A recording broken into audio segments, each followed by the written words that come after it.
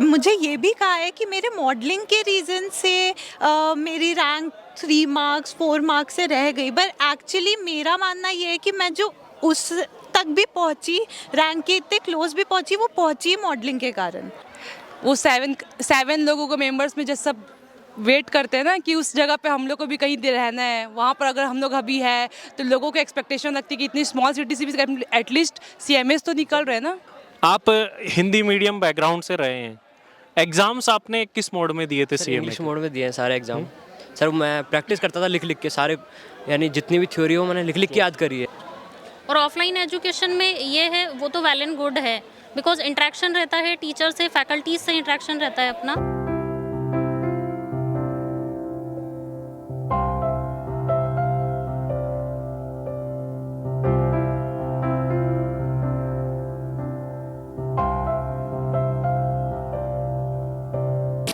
Hello everyone, कैसे हैं आप सभी। आप सभी बहुत ही अच्छे होंगे। आज इतना बड़ा एक जमावड़ा सीएमएस का हमारे सामने है, जिसमें कुछ न्यूली क्वालिफाइड सीएमएस भी है और कुछ ऑलरेडी क्वालिफाइड सीएमएस भी है। तो आज अपन एक चिट चैट सेशन करने वाले हैं, जिसमें आप लोगों के एक्सपीरियंसेस, जो लोग ऑलरेडी क्वालिफाइड है उनके एक्सपीरियंसेस और जो फ्रेशली क्वालिफाइड है उनके एक्सपीरियंसेस, प्लेसमेंट के अंदर क्या आप लोगों ने स्ट्रेटेजी फॉलो करी जो ऑलरेडी लग चुके हैं, तो फ्रेशली क्वालिफाइड के लिए आपकी एडवाइस, और आप लोग सीएमए बने हैं, इसमें से कुछ ऑल इंडिया रैंकर्स भी है, तो उन सबके एक्सपीरियंसेस यहाँ पर साझा अपन करने वाले हैं, एक साथ मिल बांट करके बात करने वाले हैं। तो सबसे पहले हम किसके साथ में स्टार्ट करें? के अंदर कितने सीएमए बने होंगे इस अटेम्प्ट के अंदर? Sir 7 to 9, sir 7 to 9। तो 7 to 9 सीएमए बने हैं, जिसमें आप और कोमल सिस्टर है आई थिंक, तो दो तो एक ही घर से हो गए सीएमए। तो कैसा लगता है जब इतनी एक सिटीज से बहुत ही लिमिटेड नंबर्स के अंदर आप आते हैं? सर स्पेशल फीलिंग कि अपने लोग उस जगह पे है जहाँ भी सब सोच रहे हैं कि वहाँ जाएंगे। वो सेवन लोगों को मेंबर्स में जैसे सब वेट करते हैं ना कि उस जगह पे हम लोग को भी कहीं रहना है, वहाँ पर अगर हम लोग अभी है तो लोगों को एक्सपेक्टेशन लगती है कि इतनी स्मॉल सिटी से भी एटलीस्ट सीएमएस तो निकल रहे हैं।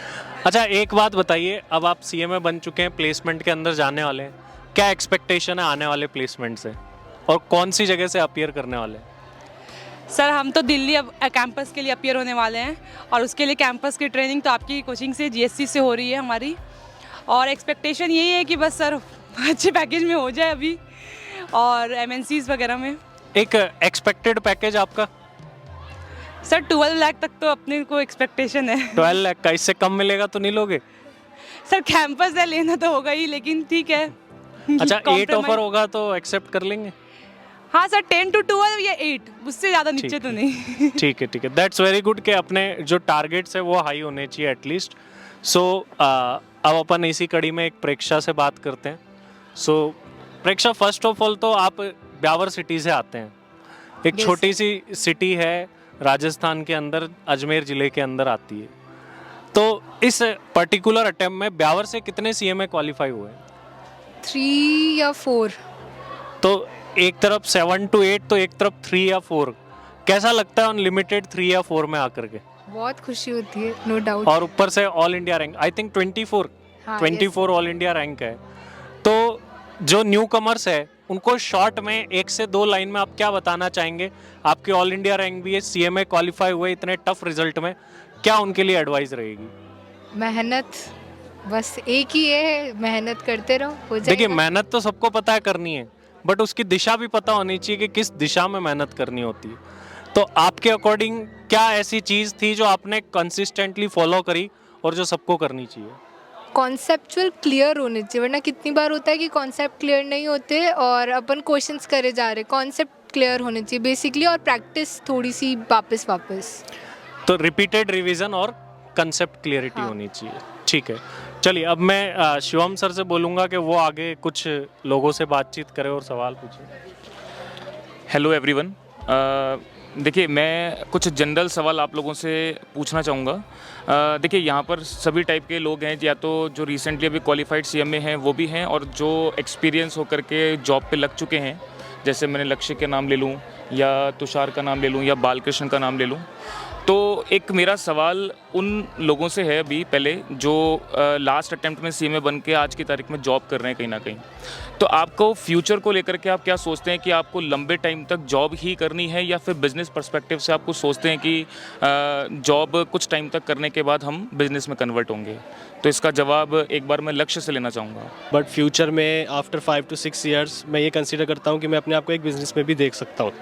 For right now I just want to do job. Okay, yes sir. किस टाइप का बिजनेस आप सोचते हैं आने वाले समय में जो आप करना चाहेंगे?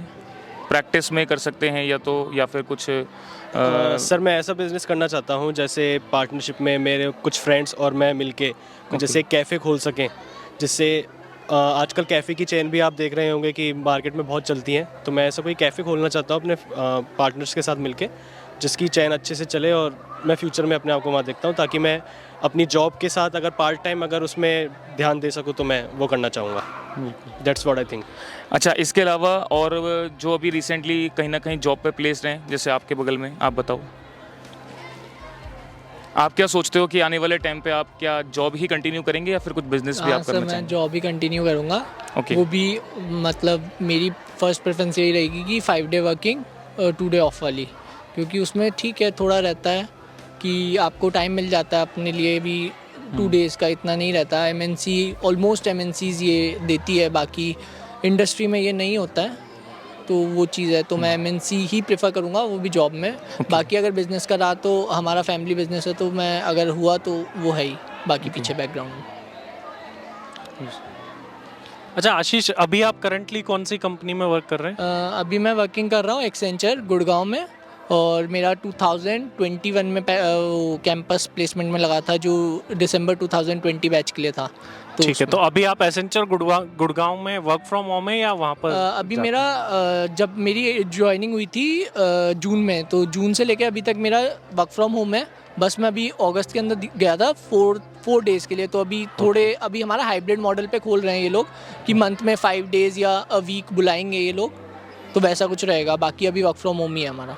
ठीक है, ओके आशीष। सो अब हम क्वेश्चन कुछ इधर से ले लेते हैं। तो हमारा नेक्स्ट क्वेश्चन हर्षिता से होगा। सो हर्षिता, इस कैंपस प्लेसमेंट में आप अपीयर होने वाले हैं और काफ़ी अच्छा आपने सीएमए क्वालिफाई कर लिया है अब। तो अपकमिंग प्लेसमेंट से क्या एक्सपेक्टेशन रखते हैं कि किसी पीएसयू कंपनी में जाना है, किसी एमएनसी कंपनी में जाना है, और आपका लॉन्ग टर्म गोल आप क्या सोचते हैं? क्या आप जॉब में रहना प्रेफर करेंगे या कोई बिजनेस प्रोफाइल में जाना ज़्यादा पसंद करेंगे? Okay, first of all thank you sir. And secondly अभी करंटली लाइक जस्ट अभी क्वालिफिकेशंस कंप्लीट हुई है, सो आई प्रेफर कि मैं जॉब लूँ, because at least for 5 years, because first of all मैं एक्सपीरियंस देखना चाहती हूँ ऑफ द वर्किंग, क्योंकि practical experience exposure on working भी आएगा। And after 5 years I just want to open my own company ventures, इधर एक ही प्लेस पे CA CMA सारी फैसिलिटीज़ वहाँ पे प्रोवाइडेड हो, including with the IT services also, so that I want. And as you asked for the expectations about like this campus placement, तो for surely I really want कि as per हमारी ability and as per our this, हम सबको please एक अच्छा campus according to our abilities मिले। Thank you. Okay, कितना package expect करके चल रहे हैं? Sir, minimum at least 9 to 10 तो minimum, and it maximum can be like 16-15 something. Okay, so minimum 9 to 10 lakh की एक्सपेक्टेशन है। दैट्स वेरी गुड, और होपफुली आपको मिल भी जाएगा, ये उम्मीद है हमको। सो उसके लिए ऑल द वेरी बेस्ट। और ये काफ़ी एक अच्छी चीज़ है इनकी कि आप आज उस स्टेज पे, या फिर इंडिया अगर देखें तो आज एक स्टार्टअप का दौर चल रहा है। आप जॉब में कर सकते हैं एक लिमिटेड टाइम के लिए, लेकिन एक अच्छी ग्रोथ अगर आपको चाहिए, अगर आप अर्निंग चाहते हैं लाइफ में, तो एक स्टार्टअप सबसे बेस्ट है। कहते हैं कि जॉब तो आपके लिए है, सिर्फ आप कमाएंगे, दैट्स इट। बट आप एक नया बिजनेस खड़ा करते हैं तो आप ही नहीं, आपकी आने वाली पीढ़ियों के लिए भी वो एक सबक होता है, और वो भी उसके बेस पर जो है आगे बढ़ते हैं। तो आपका आइडिया बहुत ही अच्छा है। CA CS CMA की सारी सर्विसेज एक ही प्लेस पे हो, एक कंपनी आप बनाना चाहते हैं, होपफुली बिग 4 जैसी आप एक कंपनी एक दिन खड़ी Thank you करें। so much, sir. So all the very best for that. Sure, thank you. चलिए, अब मैं दिलीप सर को बोलना चाहूँगा, उनके जो भी सवाल है वो पूछिए। हर्षिता, मेरा आपसे एक ही क्वेश्चन है, ये है कि काफ़ी स्टूडेंट्स को प्रॉब्लम ये रहती है कि टाइम मैनेजमेंट, कि प्रॉपर टाइम, जैसे आपने अभी CMA क्वालिफाइड किया, एक रहती है हमारी ट्रेनिंग और साथ में रहता है हमारी क्लासेस का प्रेशर, तो आपने वो कैसे हैंडल किया? Sir like time management even like हम एजुकेशन में हो बाय अ स्टूडेंट और इवन इन प्रोफेशन और लाइक जस्ट सर अपने कर रहे ड्यूटी लाइक पूरी स्टडीज़ भी करा रहे, खुद का बेंच से भी चला रहे, टाइम मैनेजमेंट हर एक पर्टिकुलर टेन्योर में आने वाला है. So for the time management we can do just one thing कि हम अप्रोप्रिएट टाइम हम ये देख सकते हैं कि हमारा वेस्टेज जहाँ भी कम हो रहा है उसको मिनिमाइजेशन कर सकते हैं. Like controlling we can evaluate कि जहाँ पे टाइम हमारे जो टाइम हम अपना स्पेंड अप कर रहे हैं अगर वो हमारी ग्रोथ में हेल्प आउट नहीं कर रहा है तो हम उसको मिनिमाइज कर सकते हैं. मेन थिंग इज दैट कि जो चीज़ हमारे लिए ज़्यादा वैल्यूएबल है, सबसे ज़्यादा टाइम हम लोग उसी को दें, जिससे कि टाइम हमारा प्रॉपर मैनेज हो सके. I did also this thing in December also. Cool, thank you. Thank you Arshita and thank you Dilip sir. अब मैं हमारे एक बहुत ही सबसे सीनियर सीएम है आज के टाइम पर, विवेक मिश्रा सर बैठे हैं. तो विवेक मिश्रा सर से मैं चाहूँगा कि एक दो सवाल वो अपने पुराने स्टूडेंट्स तुषार से पूछे, या कुछ आप क्या जानना चाहते हैं इनके एक्सपीरियंसेस के बारे में, कौन सी कंपनी है क्या and all. Hello sir. Hello. मेरा क्वेश्चन ये है आपसे कि आप कौन सी कंपनी में हो, कितने पैकेज पर हो, क्या आपका रोल है? सर करंटली मैं एयू स्मॉल फाइनेंस बैंक पे हूँ इंटरनल ऑडिट में, और मेरा पैकेज 7 लाख है जयपुर के अंदर.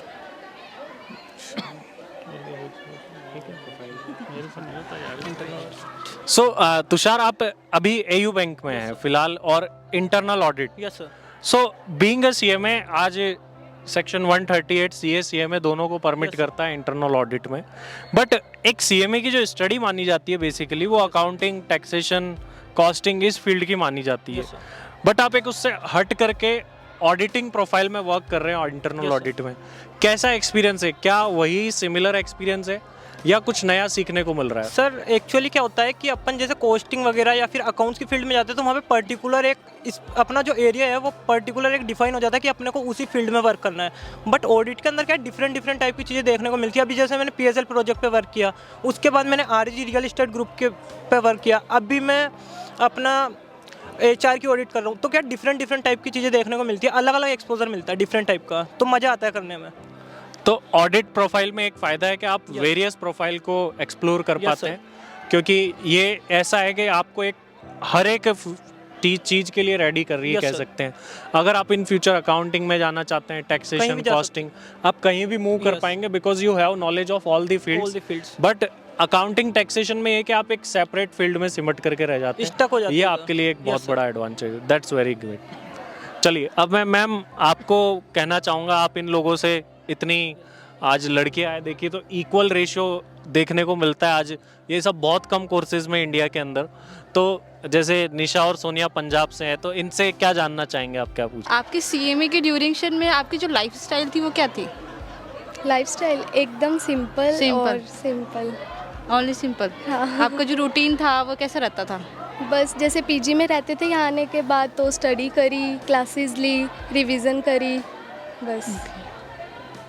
और इसके अलावा आपने कहीं कुछ एक्स्ट्रा एक्टिविटी करी हो या ऐसे? हाँ, जब भी टाइम मिला एक्स्ट्रा एक्टिविटी को भी टाइम देना चाहिए. ऐसे नहीं पूरा दिन पढ़ते रहो. दोनों चीज़ें करनी चाहिए. तो आपको कैसा फील हो रहा है अभी आप सीएमए क्वालिफाइड हो चुके हो? बहुत अच्छा फील हो रहा है, बहुत प्राउड फील हो रहा है. अब इसके बाद अपन कुछ एक छोटा सा डिस्कशन न्यू कमर्स जो फाउंडेशन पास करके आते हैं, इंटरमीडिएट पास करते हैं और फिर फाइनल की तैयारी करते हैं. देखो, स्टूडेंट्स के बीच में एक जनरल डिस्कशन रहता है कि इंटरमीडिएट पास करने के बाद फाइनल से पहले अपने को आर्टिकलशिप ट्रेनिंग करनी चाहिए या नहीं करनी चाहिए, या फिर डमी लेकर के काम हो जाता है, या साल 2 साल के हमको आर्टिकलशिप करने के बाद ही फाइनल एग्ज़ाम में अपीयर होना चाहिए. तो इसके रिगार्डिंग मैं एक बातचीत करना चाहूँगा राघव से.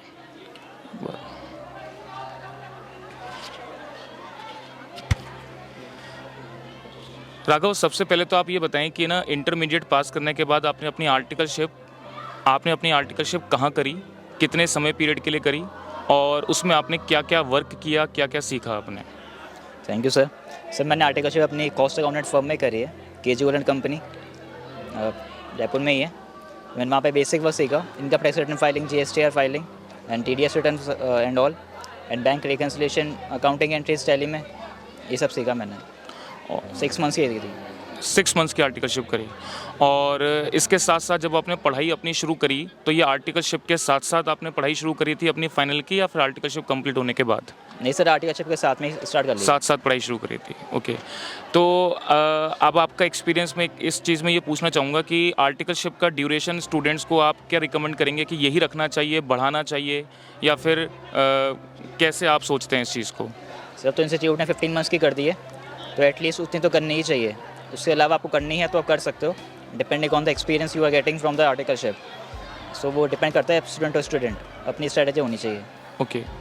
और जैसा कि ऑल इंडिया रैंक 30, आपकी ऑल इंडिया रैंक कितनी आई है राघव? 30 तो ऑल इंडिया रैंक 30 आई है, सो बहुत बहुत आपको कॉन्ग्रेचुलेशन, मुबारकबाद इसके लिए। तो और हम बहुत उम्मीद करते हैं आपसे कि इस बार आपका डेफिनेट बहुत अच्छा पैकेज लगेगा।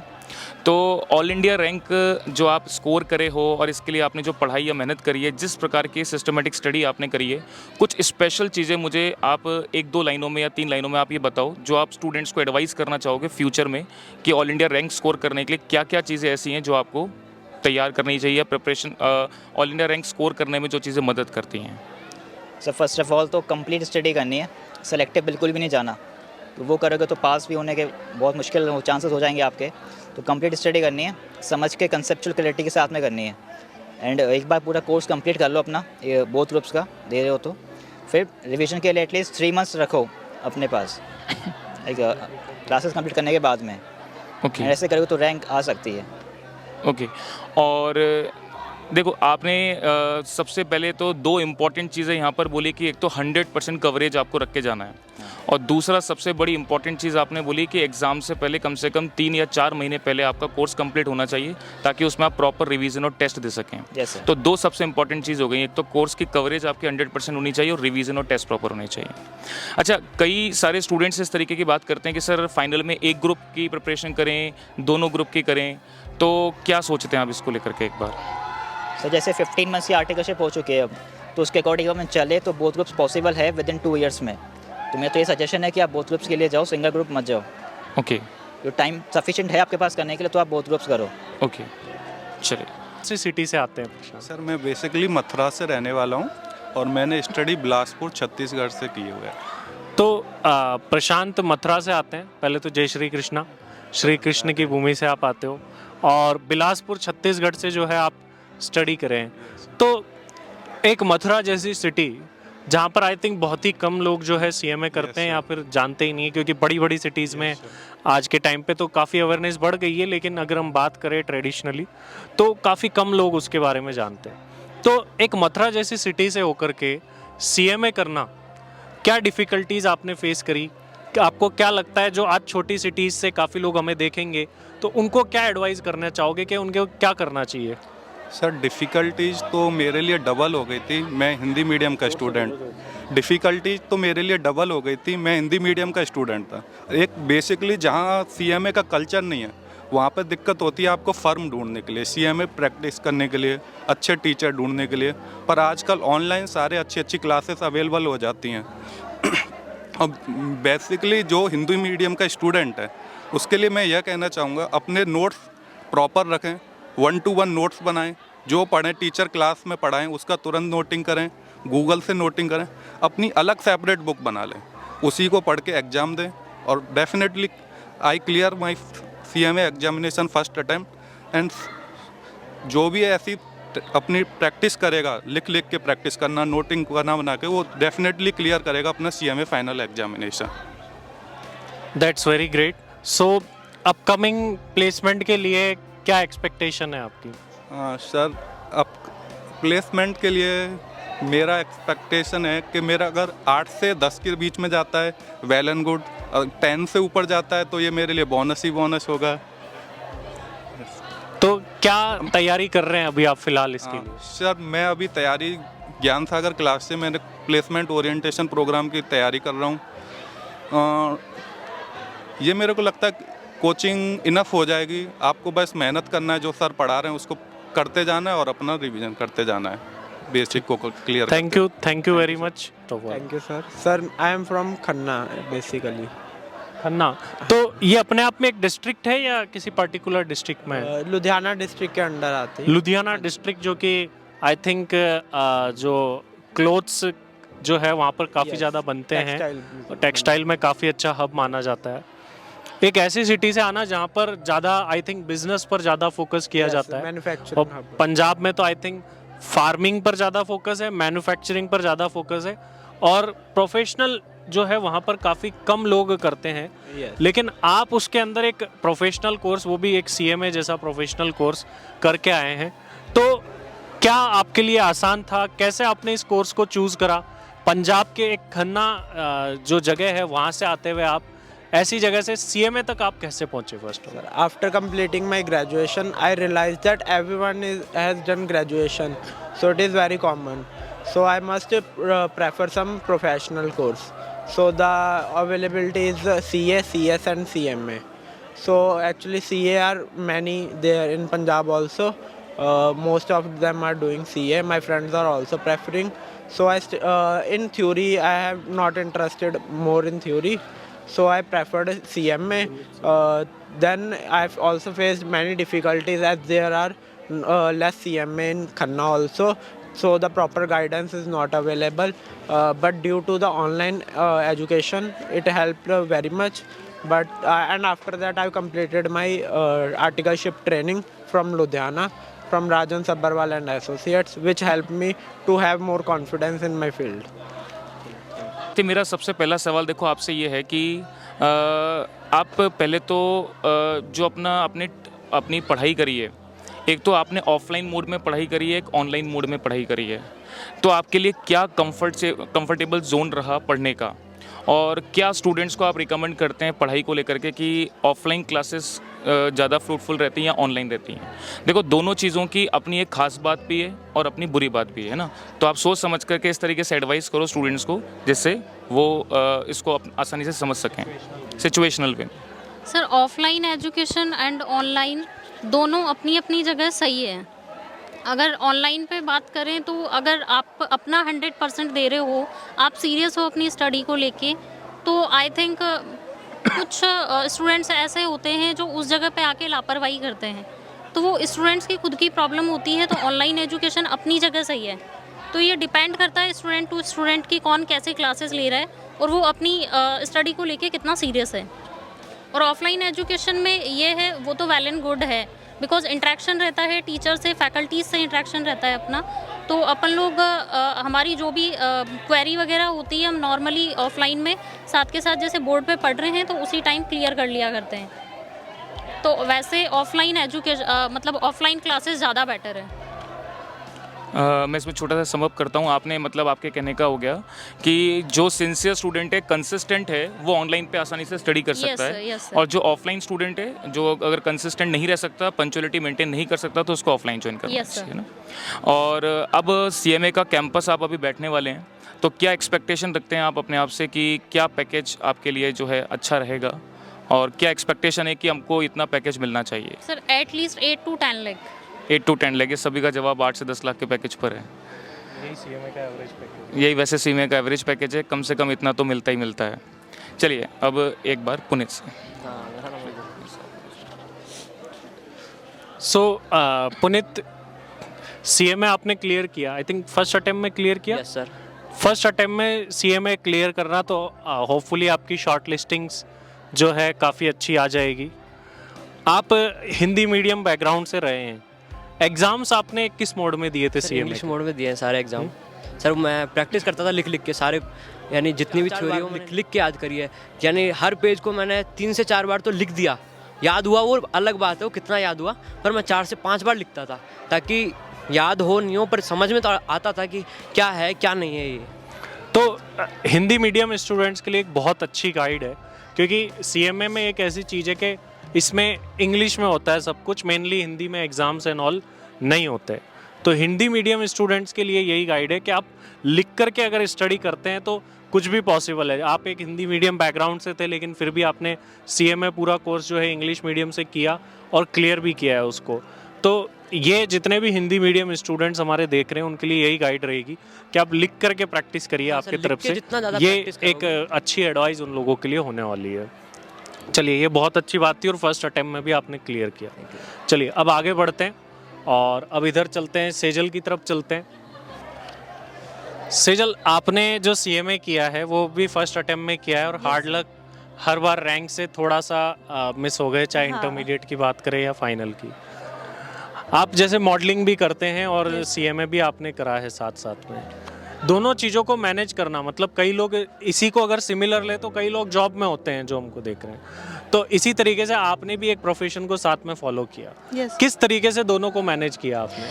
Sir actually right from the starting मैं एक ऐसी स्टूडेंट रही हूँ जो सिर्फ बुक्स में घुस के पढ़ाई नहीं कर सकती। तो काफ़ी लोगों ने मुझे ये भी कहा है कि मेरे मॉडलिंग के रीज़न से मेरी रैंक 3 मार्क्स 4 मार्क्स से रह गई, बट एक्चुअली मेरा मानना ये है कि मैं जो उस तक भी पहुंची, रैंक के इतने क्लोज भी पहुंची, वो पहुंची मॉडलिंग के कारण। मेरे लिए बहुत ज़्यादा इम्पॉर्टेंट था कि मैं साथ में कुछ एक्स्ट्रा करिकुलर फॉलो करूं जहां पे मैं रिफ़्रेश हो सकूं। वो मेरे लिए बहुत रिफ़्रेशमेंट था कि मैं अगले दिन फिर जब बुक्स लेके बैठती थी ना, तो मेरे पास एक अलग एनर्जी और मोटिवेशन रहती थी कि अब पढ़ना है। तो इसीलिए चाहे जॉब हो, प्रोफेशन हो या कोई भी एक्स्ट्रा करिकुलर हो, मैं तो हर पर्सन को सजेस्ट करूंगी कि छोड़ना नहीं चाहिए, साथ में कंटिन्यू करना चाहिए। अच्छा, जैसे आज हम एक एनुअल सेलिब्रेशन सेलिब्रेट कर रहे हैं जीएससी का, और हम लोग सारी एक्टिविटीज़ चाहे डांस हो, सिंगिंग हो, अपार्ट फ्रॉम स्टडी, वो सब में पार्टिसिपेट कराते हैं। तो जो न्यू कमर है, आगे लोग आने वाले हैं, या जो भी स्टूडेंट्स अभी फाउंडेशन इंटर में अभी तो मस्ती कर रहे हैं वो लोग वो बाद में वीडियो को देखेंगे, तो उन लोगों को क्या एडवाइस करना चाहोगे? क्या सिर्फ पढ़ने से काम बन जाएगा या ओवरऑल डेवलपमेंट? एक्चुअली मैं कहती हूँ कि पढ़ना इज़ ईजी, बट खुद को प्रेजेंट करना, कुछ कॉन्फिडेंस शो करना और मल्टीटास्किंग करना, वो अभी भी डिफ़िकल्ट है, वो अभी भी काफ़ी लोगों में मिसिंग है।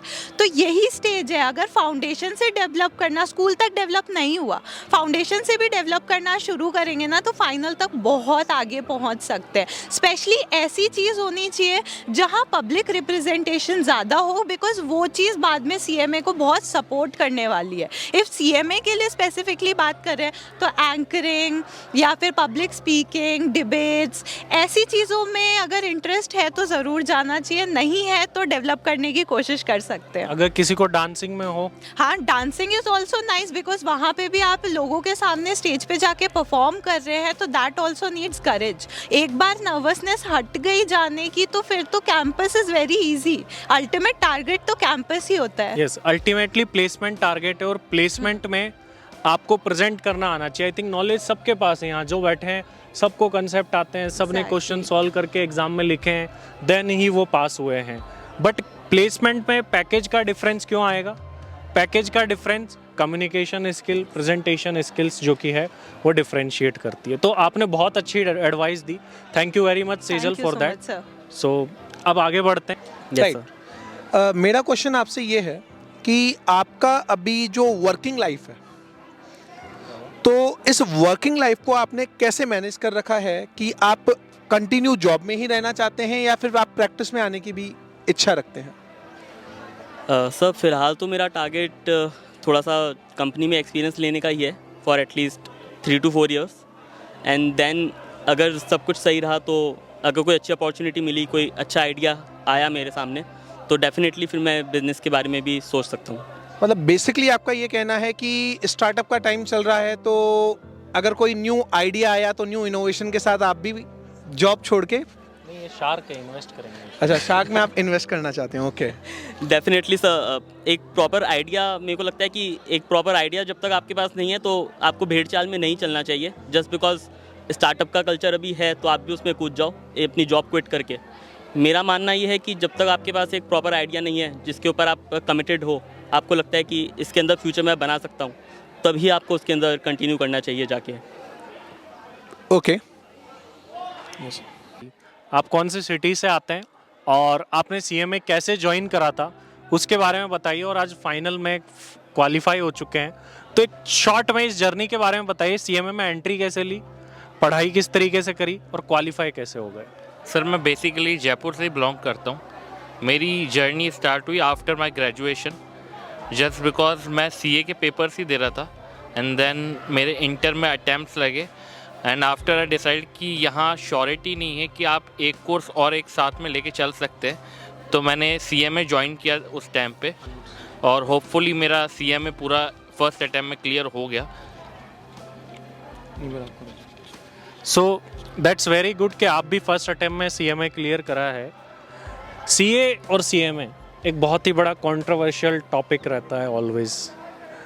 आप CMA के कैंपस में होपफुली अभी जाने वाले हैं और अच्छा प्लेसमेंट भी लेंगे। आपका एक्सपीरियंस क्या कहता है?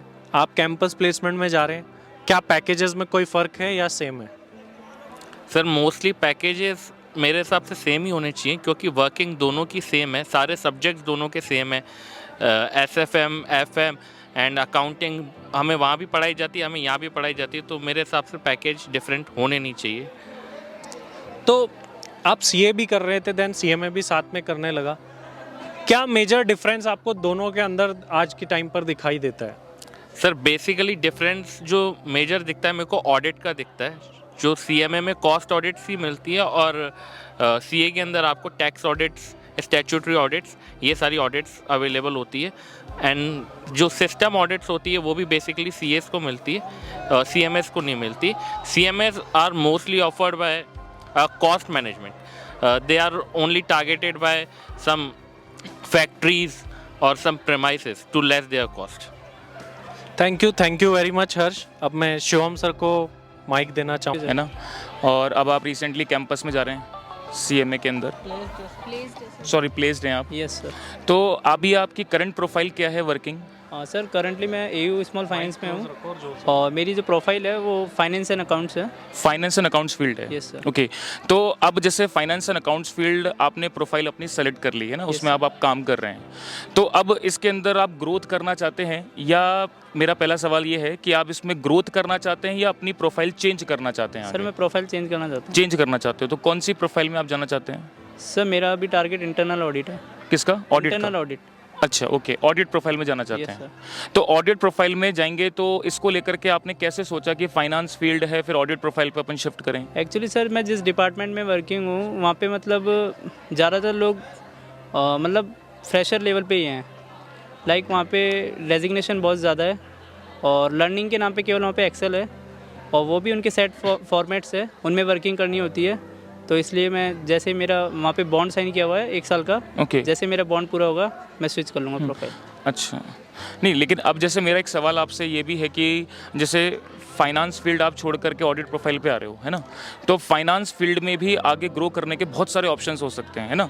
जैसे अगर मैं बात करूं कि आप CFA कर सकते हैं और भी फाइनेंस के अंदर ग्रोथ प्रोफाइल करने के बहुत सारे काम होते हैं। कंपनी को स्विच करके आप केवल फाइनेंस प्रोफाइल में ही आगे बढ़ सकते हो, और आप नई प्रोफाइल पे आओगे तो फिर उसको आपको दोबारा सीखना पड़ेगा, दोबारा एक्सपीरियंस गेन करना पड़ेगा। तो फाइनेंस प्रोफाइल अगर आप छोड़ते हैं तो वो जो आपका एक्सपीरियंस है वो ऑडिट प्रोफाइल में उतना काम नहीं आएगा। तो एक डिसीजन आपसे मैं पूछूंगा, उससे पहले मैं आपको ये बताना चाहूँगा, एक एडवाइस ये भी करूँगा कि फाइनेंस फील्ड ऐसा नहीं है कि कोई फील्ड अपनी बुरी है, लेकिन अपन जिस फील्ड के अंदर अपन एंटर होते हैं या काम करना सीखना स्टार्ट करते हैं तो फर्दर कुछ एजुकेशंस ऐसी होती हैं जो उसके अंदर ग्रोथ का काम करती हैं और आप उसके अंदर अच्छा ग्रो कर सकते हैं। हम जब कंपनी के अंदर प्लेस्ड होकर के कहीं काम करते हैं तो जो प्रोफाइल हमको मिला होता है ऐसा ज़रूरी नहीं है कि उसमें और अच्छे फील्ड पे काम नहीं हो सकता या और अच्छे प्रोफाइल पे नहीं जाया जा सकता। तो ये आप सोच सकते हैं फाइनेंस फील्ड में कि कुछ अच्छी और डिग्रियां लेकर के, जैसे मैं बात करूं CFA करके फाइनेंस फील्ड में आगे भी बढ़ा जा सकता है ना। तो अब जैसे ऑडिट प्रोफाइल में आप आएंगे तो अब ऑडिट प्रोफाइल से रिलेटेड क्या वर्क आप सोचते हैं या कौन सी कंपनी के साथ आप जुड़ना चाहेंगे? सर एक्चुअली मेरा AU बैंक ज्वाइन करने से मतलब लाइक कैंपस से पहले मेरा था कि मैं बैंकिंग सेक्टर में नहीं जाऊँगा। अच्छा। लेकिन केवल फाइनेंस और अकाउंट्स प्रोफाइल को देख के मैंने बैंकिंग सेक्टर ज्वाइन किया था। ओके। लेकिन मुझे वो प्रोफाइल ठीक नहीं लगी। मेरा पहले से टारगेट था MNC या फिर बिग 4, तो मैं इसलिए इंटरनल ऑडिट। तो अब ऑडिट प्रोफाइल के लिए आप जो है बिग 4 कंपनी को ज्वाइन करना चाहिए। Yes sir. सो चलिए मेरा लास्ट क्वेश्चन कोमल से होने वाला है।